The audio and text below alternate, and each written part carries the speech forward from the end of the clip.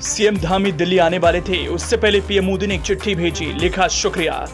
CM Dhami ने दिल्ली में फिर पीएम मोदी से मुलाकात की तो मोदी के उस शुक्रिया के जवाब में एक और गिफ्ट दे दिया। सीएम पुष्कर सिंह धामी की ओर से दिया गया ये गिफ्ट कुछ इस तरह का था कि उसे देखकर पीएम मोदी का दिल और दिमाग स्मृतियों में गया खो। मुख्यमंत्री पुष्कर सिंह धामी ने नई दिल्ली में पीएम नरेंद्र मोदी से मुलाकात की तो चर्चा उनकी ओर से दिए गए 2 गिफ्ट की होने लगी। बात होने लगी, सब कहने लगे सीएम धामी ने ये गिफ्ट देकर पीएम मोदी का दिल ही जीत लिया। एक साथ 2 गिफ्ट से धामी ने मोदी की नजरों में उत्तराखंड को और ऊंचा कर दिया, स्मृतियों में जाने के लिए मजबूर कर दिया। जिस पल को पीएम मोदी ने जिया उस पल को महसूस करने का मौका दे दिया। सीएम धामी पीएम मोदी से अपने एक फैसले की जानकारी लेकर दिल्ली गए, यूनिफॉर्म सिविल कोड की जानकारी दी। दरअसल उत्तराखंड में 30 जून को यूनिफॉर्म सिविल कोड का ड्राफ्ट तैयार करने के लिए बनी कमेटी ने अपना काम खत्म कर दिया। यूनिफॉर्म सिविल कोड का फाइनल ड्राफ्ट तैयार कर लिया गया है, इसकी छपाई की प्रक्रिया को पूरा कराया जा रहा है। कमेटी की ओर से फाइनल ड्राफ्ट सरकार को सुपुर्द किए जाने के बाद प्रदेश में इसे लागू करने की प्रक्रिया शुरू होगी।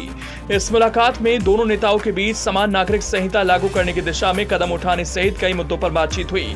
इस मुलाकात में सीएम धामी ने पीएम मोदी को एक तस्वीर और एक टोकरी उत्तराखंड का फेमस फल दिया, जिसकी इस समय खासी चर्चा है। प्रधानमंत्री नरेंद्र मोदी से मुलाकात की तस्वीर इस समय सोशल मीडिया पर चर्चा में बनी हुई है।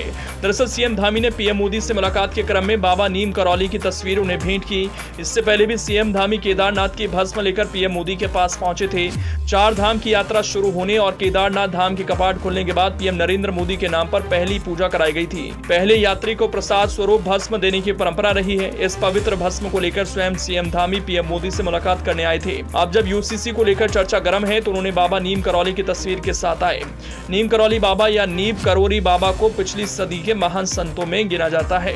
उनके भक्त दुनिया भर में फैले हुए हैं। उन्हें हनुमान जी का अवतार भी माना जाता है। प्रधानमंत्री नरेंद्र मोदी भी इनके अनन्य भक्त रहे हैं। उनके अलावा हॉलीवुड के दिग्गज जूलिया रॉबर्ट्स और फेसबुक के संस्थापक मार्क जकरबर्ग जैसी हस्तियां भी इनके भक्तों में शामिल हैं। ये लोग बाबा के कैंची धाम आश्रम के दर्शन भी कर चुके हैं। कैंची धाम की स्थापना बाबा ने साल 1964 में की थी। नीम करौली बाबा का वास्तविक नाम लक्ष्मी नारायण शर्मा था। इनका जन्म उत्तर प्रदेश के अकबरपुर गांव में करीब 1900 के आसपास माना जाता है। इनके पिता का नाम दुर्गा प्रसाद शर्मा था। साल 1958 में उन्होंने अपना घर छोड़ दिया था। इसके बाद ये पूरे उत्तर भारत में साधुओं की तरह घूमने लगे। इन्हें कई अलग अलग नामों से पहचाना जाता है।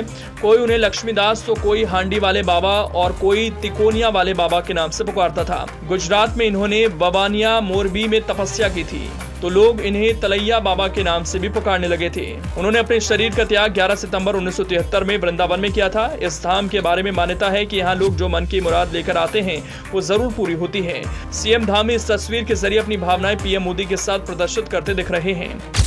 रसीले और दिव्य फल, मुख्यमंत्री धामी को शुक्रिया।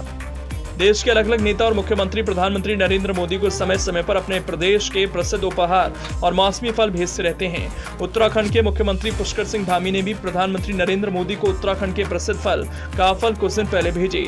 उसके बाद पीएम मोदी ने अब उत्तराखंड के मुख्यमंत्री पुष्कर सिंह धामी को पत्र लिखकर धन्यवाद दिया और काफल की तारीफ की।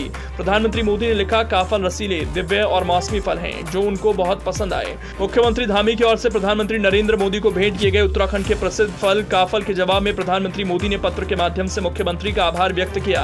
प्रधानमंत्री नरेंद्र मोदी ने मुख्यमंत्री पुष्कर सिंह धामी को पत्र लिखकर कहा, देवभूमि उत्तराखंड से भेजे गए रसीले और दिव्य मौसमी फल काफल प्राप्त हुए। हमारी प्रकृति ने हमें एक से बढ़कर एक उपहार दिए हैं और उत्तराखंड तो इस मामले में बहुत धनी है, जहां औषधीय गुणों से युक्त कंद मूल और फल फूल प्रचुर मात्रा में पाए जाते हैं। वैसे आपको बता दें कि काफल ऐसा ही एक फल है जिसके औषधीय गुणों का उल्लेख प्राचीन आयुर्वेदिक ग्रंथों में भी मिलता है। काफल उत्तराखंड की संस्कृति में भी रचा बसा है। इसका उल्लेख विभिन्न रूपों में यहाँ के लोकगीतों में भी पाया जाता है। उत्तराखंड जाएं और वहां मिलने वाले विभिन्न प्रकार के पहाड़ी फलों का स्वाद ना लें तो यात्रा अधूरी सी लगती है।